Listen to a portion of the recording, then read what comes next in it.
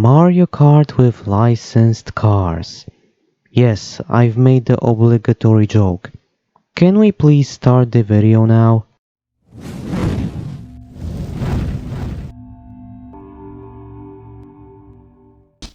Hi everyone, as always Patrick here. If you're already subscribed, make sure you turn on notifications, otherwise YouTube won't tell you if I posted anything. If you are new to the channel, make sure you watch until the very end and consider subscribing if you like it. Okay, Blur. Blur was developed by Bizarre Creations and published by Activision in 2010. That's all I have for the intro. Now let's start the analysis video properly by talking about the graphics. But before I can even talk about the graphics, first we need to talk about how to even install the game. Blur is one of those games that cannot be installed on modern systems without a workaround. But don't worry, I am here to tell you about this workaround. I don't think I have to say it, but if you somehow managed to install Blur on modern systems, I hate to say it, but uninstall it. Trust me, it's better to do the workaround before you actually do the workaround. I know this doesn't make much sense, but don't worry, it will make more sense as I go on. So let's start fresh. Before you actually try to install the game, the first thing you need to do is to install Direct Play. This will fix a lot of problems with the game. I'm not going to go into detail, all I have to say is just do it. There are also other workarounds for this. For example, you can try resetting the CPU affinity. You can also try changing the CPU affinity, or if you actually installed the game, you can try using backwards compatibility and running the program as an administrator. But I've tried all of those, and I can safely say that installing Direct Play before installing is your best option. So now that you've installed Direct Play, you can install the game normally, right? Wrong.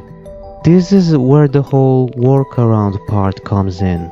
At least for the retail version. The Steam version installs normally and works as intended, so you don't have to do this workaround for the Steam version. So what's the problem with the retail version? Well, retail copies of the game may get stuck during the install process, specifically before the installer starts copying files from the disk. This mostly is to occur on PCs running Windows 8, 8.1, 10 and newer. The workaround for this is to install the game without the disk. But how is that possible? Let me tell you. First, you make a folder called blur_DVD, all caps, anywhere you choose in your computer. Then you open the file explorer and view the files for blur_DVD, the disk one. Then you select all of the files, copy and paste them into the blur_DVD folder, the one you've created. Once all the files have been copied over, select the setup folder and then the rsrc folder. Then you select autorun.exe to start the installation. From this point on, there are no problems with the installer. So you've installed Direct Play and you also used the workaround for installing the retail version of the game. So that means now you can play the game, right? Well, yes, but now you have to deal with few more problems in game. There are problems with the audio quality and audio cutting out, and also broken post-processing effects. Don't worry, I have a workaround for those issues as well. For some reason, when the game is running above 60 FPS, there are audio quality problems, or sometimes audio cuts out. But like I've said, I have a workaround for this. Like I've said, this happens when the game runs above 60 FPS, so you have to cap the frame rate. There are, of course, multiple options to do this. You can always use the NVIDIA control panel, or you can do something like I did. You can enable compatibility mode. You set the compatibility mode to Windows 7 and then run this program as an administrator. That works, or you can also do what I did and set the monitor refresh rate on 60 Hz and enable VSync in video options. Man, I am so glad this game has a VSync option in the options menu. However, this audio quality or audio cutting out issue doesn't happen on every version of the game. But what about those broken post-processing effects I mentioned earlier? Well, this happens on every version of the game, so do what I did, cap the frame rate at 60 FPS and then the problem is gone. Again, I'm so glad this game has a VSync option in the options menu. Okay, now we can analyze the graphics. Obviously, a game from 2010 isn't going to look as good as games released nowadays, but I have to say, for a game released in 2010, graphically the game holds up pretty well. I am also going to add to this real quick and say that no other racing game looked better than Blur at that time. Yes, there was Split Second, which is very comparable to this game graphically. However, Split Second used power play on itself and everything looks too explosive. Meanwhile, Blur never had that problem. Blur has an amazing neon aesthetic. Lots of neon colors, and those neon colors look fantastic.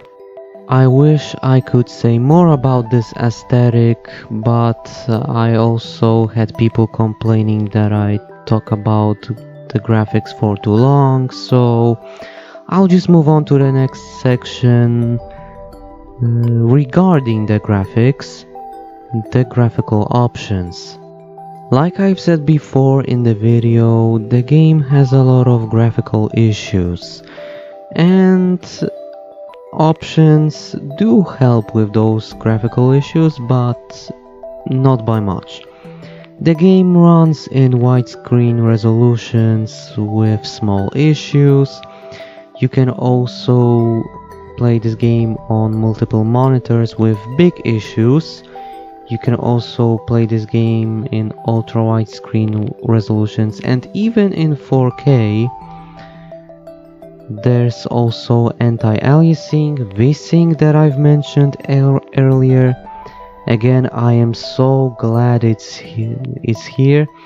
And the game runs in high frame rates. However, like I've said before, if the game runs above 60 FPS, there are audio problems and also problems with post-processing effects. So what's the problem with the graphical options? Well, as I've said before, you have to cap the frame rate and you have to play with VSync, otherwise you will encounter a lot of problems. There is no anisotropic filtering. Thankfully, the game is automatically set on some high anisotropic filtering levels, Most likely 2 to 4 samples, so fair enough. This setting actually does make the game look sharp. It makes the textures sharper, so like I've said, fair enough. And of course, the obvious problem, there is no FOV slider. In this game, every car has a different FOV. So when you use off-road vehicles, you have a very high FOV. But if you use any other car, the FOV is pretty low. And like I've said before, you can't change it. And there is no workaround, so that's obviously not good. However, there is one more problem that is not related to the graphics, but it's related to controls.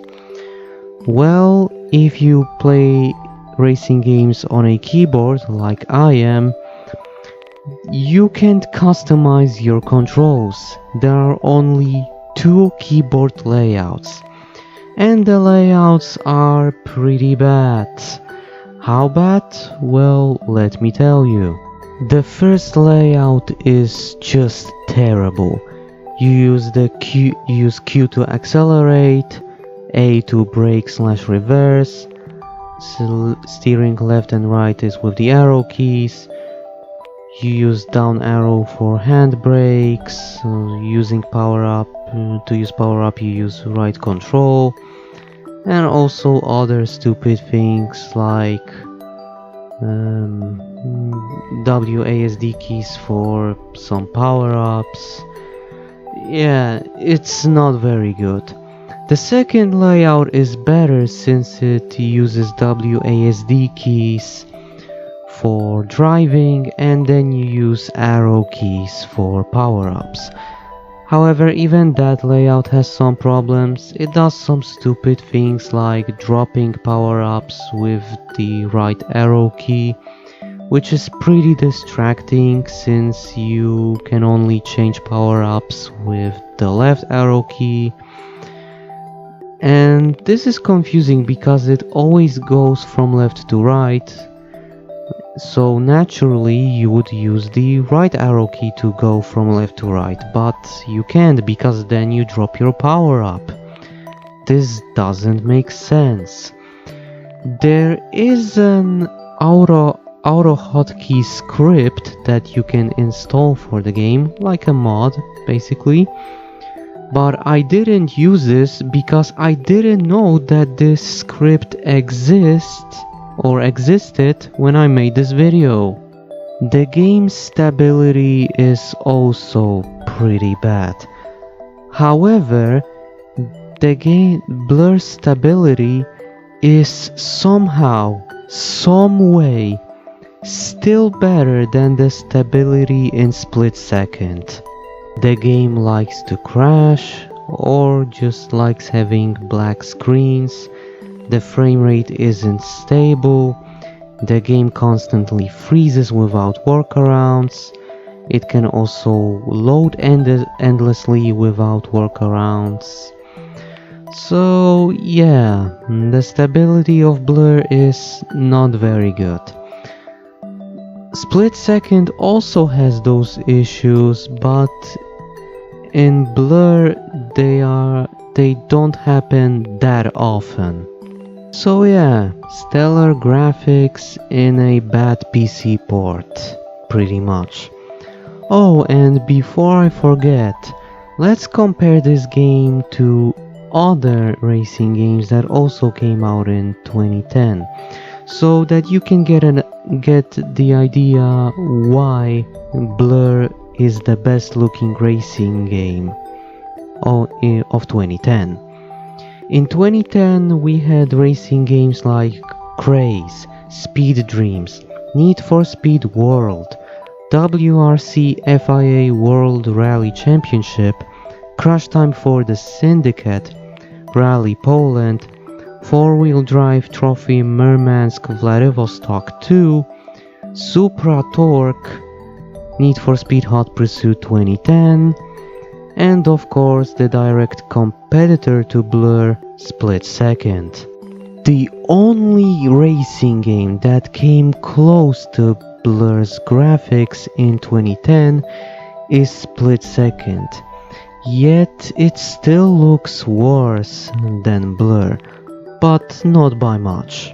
Alright, I've talked about the graphics for 15 minutes now, so now it's time to move on, finally. Now we can finally talk about the story. Now this is an interesting topic to talk about. Blur doesn't have a story, but originally it was supposed to have one. Why is there no story? No one knows. What was the story supposed to be about? The story was supposed to be about... Actually, you can find that out yourself. There is a video on YouTube that shows every single unused cutscene, so go watch it. Those cutscenes perfectly show what the story was supposed to be about, so again, go watch it. As you can tell, I don't have anything more to say about the story. But the story is interesting. But it's not in the game. It's a shame, really. Now we can talk about the gameplay, and I have a lot to say about it. For the longest time I kept thinking to myself, what's the best way to describe the gameplay of Blur? And I finally have the answer for you. Do you remember the joke I told you at the beginning of the video? Or in the beginning of the video? Sorry for my broken English. I said that this is a joke because it's not true at all. Why? Let me tell you. Even if the main concept of mixing kart racing and vehicular combat genres is something that has already been seen in previous years, on practice it's way much better and original in its own way. In this case, the element that puts Blur into a different place from the other Mario Kart clones is the usage of officially licensed cars from several brands for the vehicle roster and real-life locations for the tracks of the game.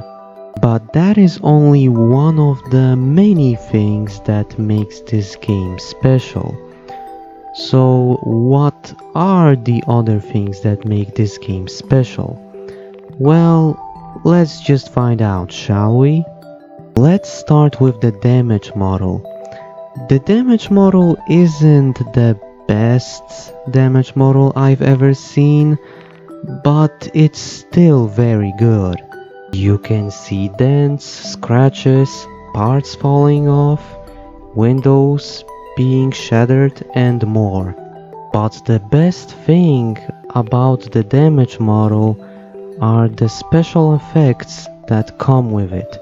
For example, there are smoke trails that come from a damaged vehicle when the car is severely damaged. Sadly, there's nothing else to add here. Like I've said, this isn't the best damage model I've ever seen in a racing game, but it's still very good. What about the physics? Let's just say that the game's physics are not exactly the most enjoyable ones. During normal races they seem to work properly, but there are times in which they can get really annoying for the player because of how strange they can behave. For instance, the gravity seems to attract the vehicles in a very exaggerated way, something that can be noted when you jump from a ramp or an inclined road. This problem with the physics can lead to a lot of problems during the races, especially when there are more than 10 players in a single round. Because if you get attacked while jumping, the vehicle will overturn in a very strange way, Like if the game's physics were not able to do that. Also, when you get hit by a power-up while you're midair, you will also overflip, which means that you will land on your roof. This doesn't happen very often, but when it happens, you often use your lead, and that is infuriating. What about the handling? Well, it's an arcade racer, so cars are easy to control. Okay, I have a lot more to say than that. Every vehicle has a different handling model, learning curve, and driving style. For example, you have grip vehicles that rely more on taking the curves without a lot of problems.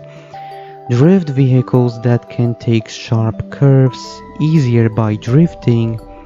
Vehicles that mix both grip and drifting styles, and off-road vehicles that don't lose speed or control while driving on earthy surfaces.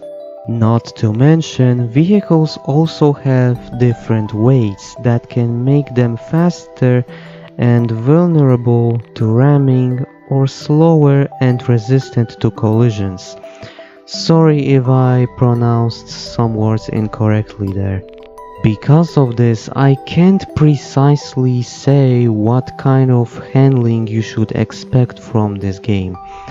Therefore, you should play the game, try every vehicle and see for yourself.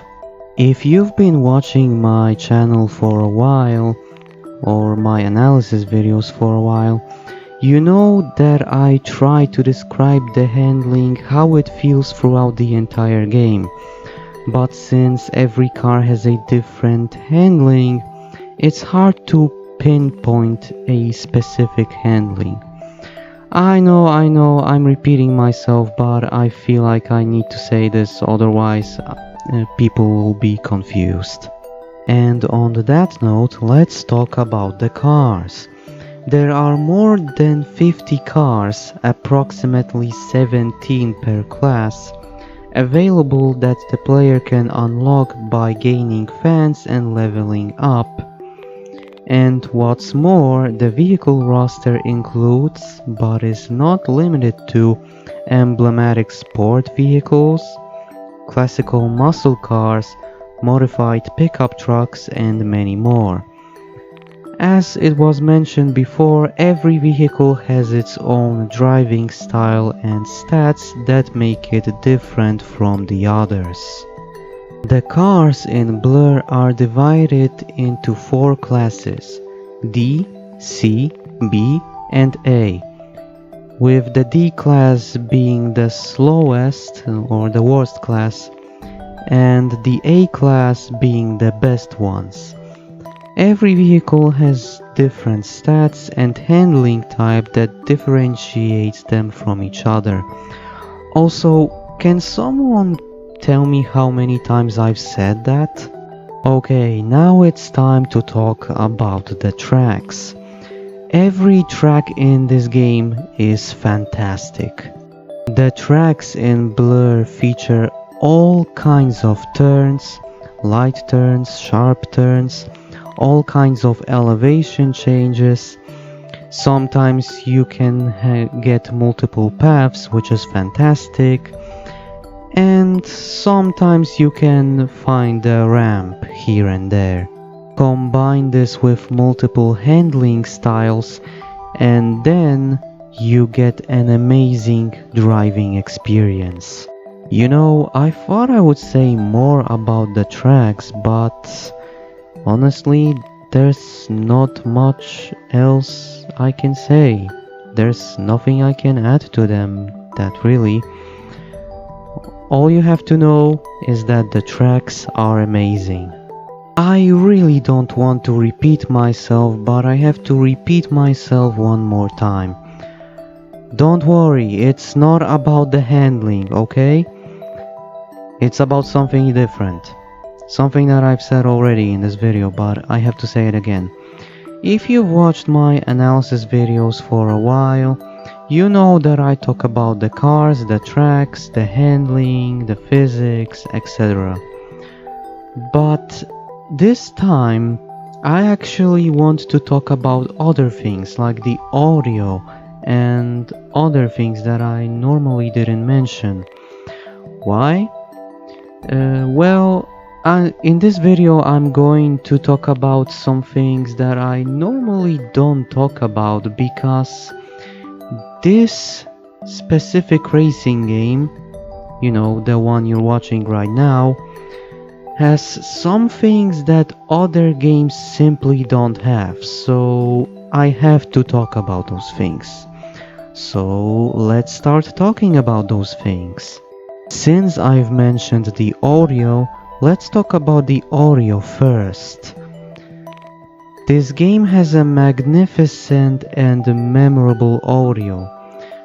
Well, it also has a magnificent and memorable soundtrack that is mostly composed of electronic drum and bass and electronic rock songs of various artists like the Queemists, Cold Cut, the Heavy and the Crystal Method. On the other hand, the original soundtrack is composed exclusively for the game, made by JarekTheGamingDragon, and it's also great and it fits really well with the artistic style of the game. It's one of the first video games, if not the first one, to implement an option to turn on the usage of licensed music during races. For normal players, this might seem useless or even annoying, since it's turned off by default, but for people who upload videos or make streams, like me, it's a more practical way to upload content about the game without getting copyright issues. Speaking of the audio, the sound design of the game is quite good too. From the sound effects that can be heard in the menus that somehow fit perfectly with the game's aesthetic, to the sound effects of the engines of the vehicles, which are completely unique for every vehicle, allowing the players to recognize the vehicles much easier than it should be. Now let's talk about the event types and the single player mode which you're currently watching.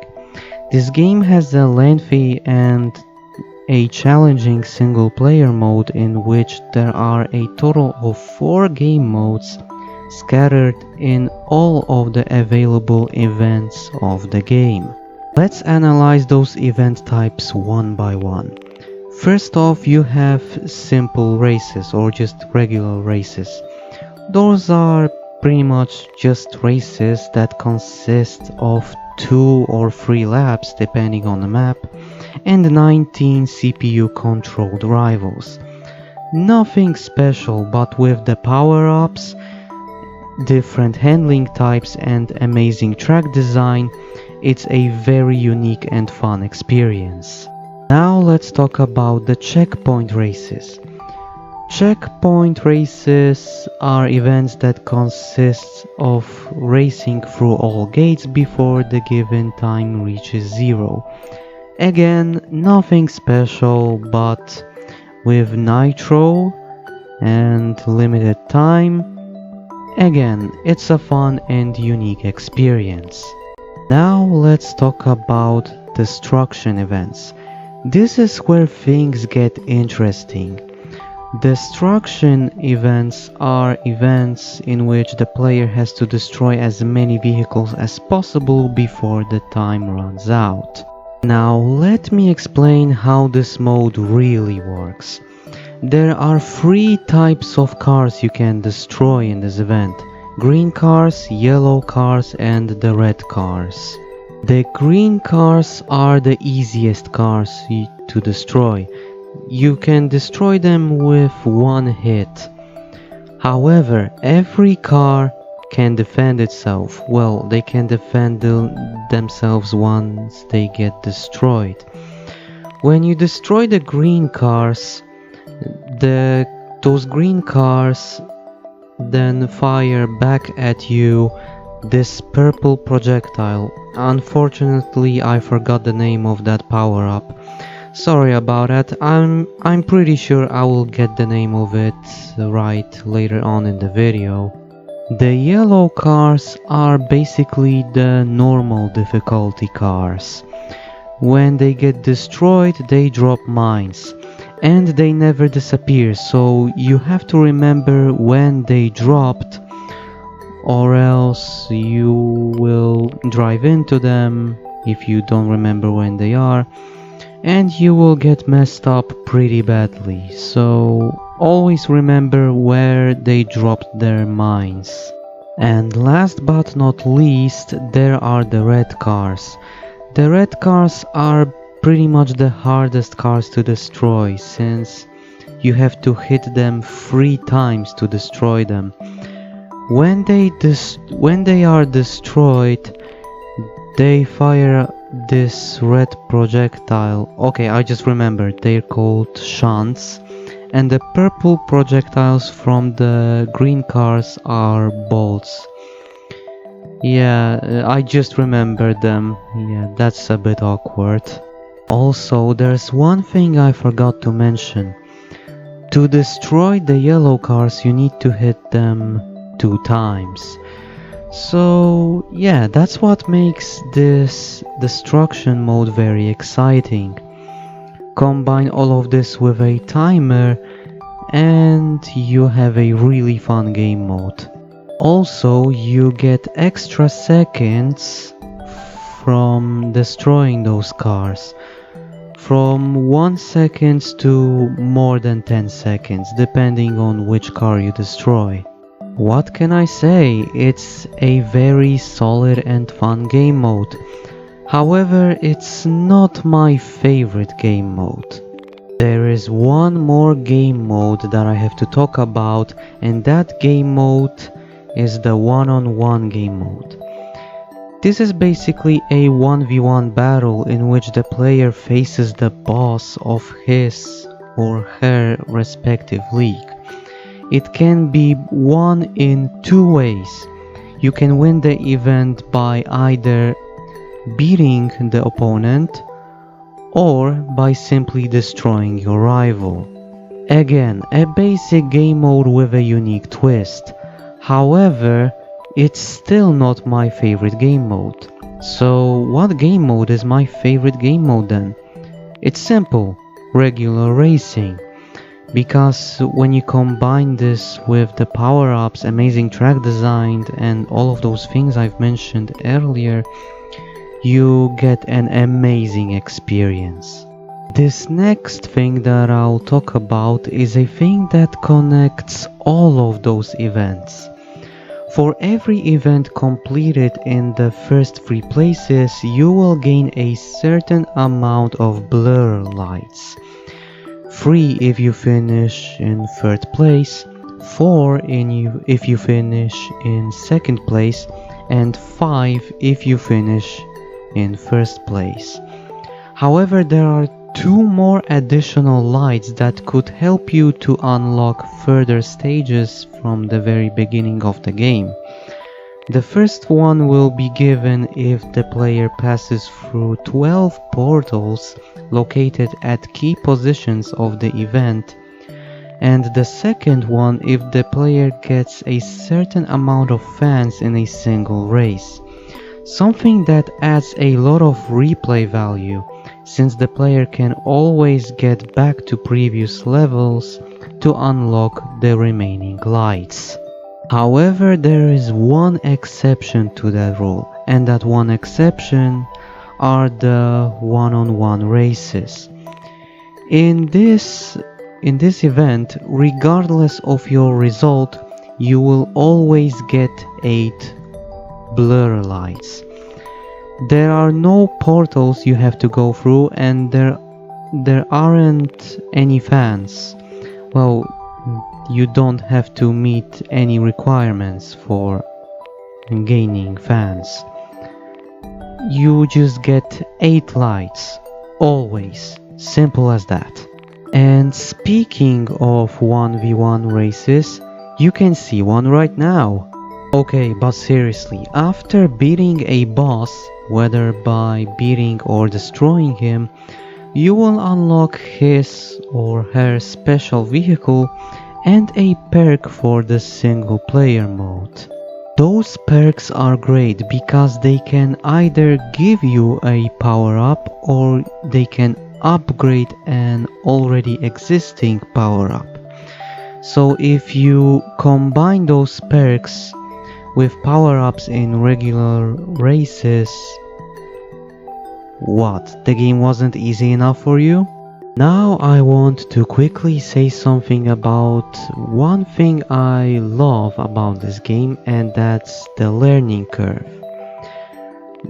When it comes to the learning curve, it's pretty easy to get used to the game, mostly because every new element that is subsequently added to the gameplay in the single player mode is very well explained and added at a key moment of the game, which equilibrates, that's a hard word to pronounce, so I'm sorry if I pronounced it incorrectly, the learning curve in a very optimal way until the player can adequately master the mechanics.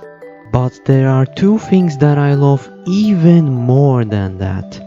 I love the fact that the AI doesn't rubber band. Finally! A Mario Kart inspired game that doesn't have this stupid mechanic. Amazing, I love this. Why can't more Mario Kart inspired racing games be like this, honestly? And the other thing that I love, like legitimately love, are the power-ups. More specifically, how the power-ups are handled in terms of their placement. You see, in Mario Kart and other Mario Kart inspired games, once you drive over the power-up icon, the power-ups are always random and they are never in the same spot, or most of the time anyway. But in Blur, every power-up has a fixed position. So because of that, you can easily memorize where to find a very specific power-up when you need it. Again, why can't more Mario Kart inspired games be like this? As you can see, Blur is an amazingly unique experience. But just because it's unique and great and amazing, it doesn't mean that it's flawless. Yeah, it's that part of the video. It's time to talk about the flaws of Blur. The game has a lot of flaws, but right now I'm only going to talk about 4 major issues. The first issue is something that I've talked about at the beginning of the video, the controls. The controls option in the main menu is very lackluster, consisting of only 2 layouts available without the possibility of rebinding the keys. In the case of the PC version, this gets much worse because the controls are even more limited due to the lack of analog joysticks and triggers on a keyboard, which implies that the player cannot control its speed adequately or view around the car's sides in a more fluent way, putting him or her at a notorious disadvantage against someone who might be using a gamepad. Another big flaw are the physics. Again, I've talked about them previously in the video, so I'm not going to repeat myself there. The third big issue is with some of the cars. To be more specific, some of the vehicle stats in the menus are misleading in relation to the real stats. For instance, the game says that the Nissan 350Z or Z33 of the Class C drift spec and the Chevrolet Camaro SS Gen 5 of the Class A Pro Mod Dragster spec have a very drifty handling respectively, but when you're driving said vehicles, you can see that it's actually pretty hard to drift with them, handling more like a grip or a balanced vehicle instead. And the last big issue, and this is the biggest issue, unbalanced difficulty. The opponents are way too easy on easy mode, but if you increase the difficulty to hard or even medium, the complete opposite happens. All of the opponents are extremely aggressive and much faster than you. Even if you equipped the fastest vehicle of the category, the opponents would still beat you with an excessively big difference of time. Something that wasn't helped by the drifty driving model of almost all of the vehicles of the game. Apparently this was fixed in the Steam version, but I can't speak on that, I've played the retail version. But guess what? This issue is even worse in checkpoint events, because the game gives you very little time to get to the checkpoints and augment your remaining time. You have to be a very good driver or get very lucky to get them in time, or even worse, to get all of the lights of the event. To make matters worse, apparently this problem was never fixed by the developers. In conclusion, Blur is not just a game. Blur is an experience. This is the kind of game that everyone needs to play. It doesn't matter if you are a racing fan or if you aren't a racing fan. You have to play this. And you will have a lot of fun playing this. That I can personally guarantee you. It's just a shame that the game is hard to get. Retail copies are pretty expensive, and finding a Steam key is next to impossible.